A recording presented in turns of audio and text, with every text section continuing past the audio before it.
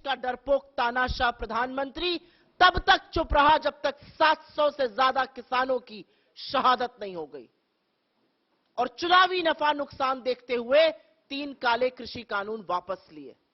लेकिन यह सच है कि जब इस देश का अन्नदाता अपने हक की लड़ाई लड़ रहा था तो इस देश के प्रधानमंत्री उनका दमन कर रहे थे, उनकी आवाज को दबाने की कोशिश कर रहे थे।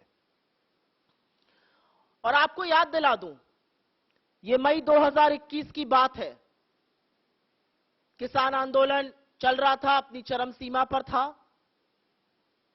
और तब बीजेपी की फेक न्यूज फैक्ट्री, जो कि सही नाम है बीजेपी की आईटी सेल का, उनके कुछ बददिमाग प्रवक्ताओं और सांसदों ने एक मनगढ़ंत फर्जी ट्वीट किया था कोई तथाकथित टूल किट को लेकर।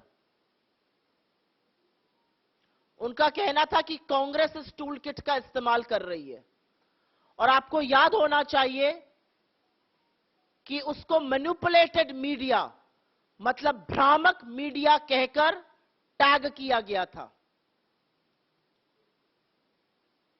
और आज वो असलियत सामने आ रही है कि उसके बाद क्या हुआ था। उसको भ्रामक मीडिया कहकर टैग किया गया था, और 24 मई 2021 को ट्विटर के ऑफिसेस पर छापा पड़ा, ट्विटर के एम्प्लॉइज के घर पर छापा पड़ा, और ये अब समझ में आता है कि किसान आंदोलन को दबाने के लिए किया गया था। मैं आपके साथ एक और डेटा साझा करूंगी, लेकिन उसके पहले एक ही सवाल है कि इस देश का प्रधानमंत्री इतना कायर, इतना डरपोक क्यों है? इस देश की सरकार, 140 करोड़ लोगों के इस देश की सरकार 21 साल की एक क्लाइमेट एक्टिविस्ट से डरती है, पॉप सिंगर रिहाना से डरती है, वो छोटी सी बच्ची ग्रेटा थनबर्ग से डरती है। इस देश की सरकार मीडिया से, खासतौर से उस मीडिया से जो सवाल पूछता है, इतना डरती है कि एक लंबी फहरिस्त है मेरे सामने, जिसमें मैं लगातार बता सकती हूं कि किन किन लोगों पर सीबीआई की, ईडी की, इनकम टैक्स की रेड हुई, क्योंकि वो सच दिखा रहे थे। अब चाहे वो भास्कर हो जो कोरोना काल का सच दिखा रहा था, चाहे वो न्यूज क्लिक हो, चाहे वो न्यूज लॉन्ड्री हो, चाहे वो भारत समाचार हो, चाहे वो वायर हो, चाहे वो क्विंट हो, चाहे वो प्रणॉय रॉय हो, चाहे वो तमाम ऐसे लोग जिन्होंने सच दिखाने की और सवाल पूछने की हिम्मत दिखाई, उनको रेड किया गया और ये चुप कराने की साजिशें रची गई। लेकिन क्योंकि हम ट्विटर की बात कर रहे हैं, आपके सामने एक आंकड़ा है और इसको भी मैं साझा कर दूंगी आपके साथ। आपको याद होगा अगस्त 2021 राहुल गांधी जी का अकाउंट ट्विटर ने ब्लॉक किया था। उनका कहना था उनकी किसी गाइडलाइन का उल्लंघन हुआ है, जबकि चेहरा विक्टिम का नहीं, विक्टिम की फैमिली का था। लेकिन बहरहाल अगस्त 2021 में राहुल गांधी जी का ट्विटर हैंडल ब्लॉक किया जाता है, और अगले 6 महीने तक उनका ट्विटर ग्रोथ, उनकी सब्सक्राइबर ग्रोथ, उनकी फॉलोवर ग्रोथ बिल्कुल नगण्य हो जाती है। और जब फरवरी 2022 में वॉल स्ट्रीट जर्नल यह खबर चलाने वाली है कि ट्विटर ने राहुल गांधी जी के अकाउंट को ब्लॉक किया है और उनकी सब्सक्राइबर ग्रोथ ब्लॉक हो गई है, और ट्विटर को चिट्ठी लिखी जाती है, तुरंत ये जो शैडो बैन था ये हट जाता है, और लगातार उसके बाद सब्सक्राइबर में ग्रोथ आ जाती है। तो मैं आज ये क्यों ना कहूं कि ट्विटर ने ये ब्लॉकिंग, ट्विटर ने ये शैडो ब्लॉकिंग, सब्सक्राइबर ग्रोथ पर ब्लॉक करना सरकार के कहने पर किया था, और ये जो 6 महीने का बैन था ये सरकार के दबाव में आकर किया गया था, जिससे विपक्ष की सबसे मजबूत आवाज को भी ट्विटर जैसे प्लेटफॉर्म पर ब्लॉक किया जाए। और ये कहानी सिर्फ ट्विटर तक सीमित नहीं है।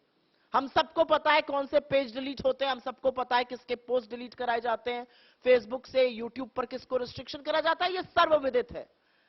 लेकिन ट्विटर का एक फाउंडिंग सीईओ, फॉरवर्ड सीईओ अगर ये कह रहा है कि सरकार ने इस कदर दबाव बनाया था कि अगर किसानों को दिखाया गया तो आपके घरों पर छापे पड़ेंगे, ये असलियत है 56 इंच की छाती की।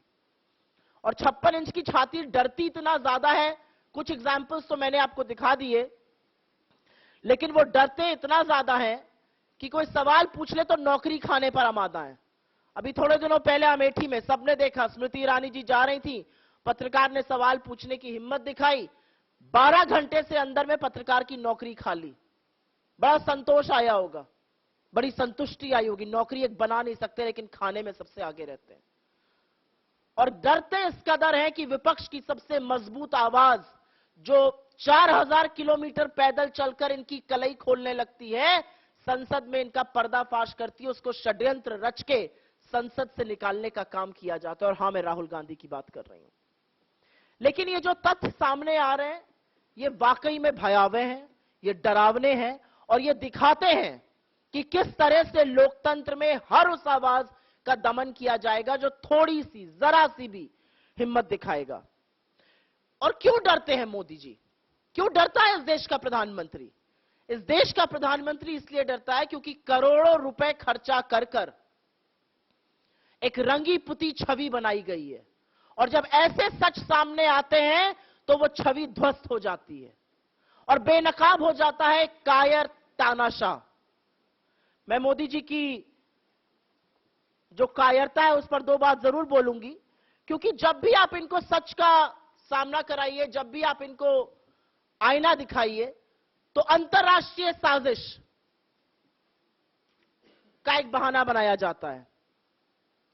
और जैसा कि हमेशा होता है, सरकार की ओर से एक बेसिर पैर का ट्विटर ने फलाने कानून का उल्लंघन किया। किस कानून का उल्लंघन किया किसी को नहीं पता है। हां, एक कानून का उल्लंघन किया, शायद चरण वंदन पे थोड़ी कमी कर दी होगी, यह कानून का उल्लंघन था। सरकार की ओर से और खासतौर से भाजपा के प्रवक्ताओं की ओर से, भाजपा के सांसदों और मंत्री की ओर से जबरदस्त ट्वीट्स आने शुरू हो गए। पर मुझे लगता है कि यह स्क्रिप्ट भी जो है वो उबाऊ हो चुकी है और तानाशाह का असली चेहरा सामने आ गया। सॉरी, तानाशाह का असली चेहरा सामने आ गया है। तानाशाह का मुझे लगता है अगर आप गूगल में डालिए तो शायद ये चेहरा सामने आता है। अब इनको पीछे करते हुए ये चेहरा सामने आने लगा है। लेकिन ये तानाशाह डरपोक है। ये तानाशाह इसलिए डरपोक है क्योंकि ये किसानों के खिलाफ अपनी निरंकुश पुलिस, ये किसानों के खिलाफ एनआईए, ये किसानों पर लाठियां बरसाने का काम करते हैं और सच को छुपाने का काम करते हैं। और वो सच बार बार उजागर होता है और आज सरकार को यह बताना है। और ये जो बेकार के तथ्य कहे जा रहे हैं कि वो झूठ बोल रहे हैं, आज जैक डॉर्सी को झूठ बोलने की क्या जरूरत है? उनको झूठ बोलने से क्या मिलेगा?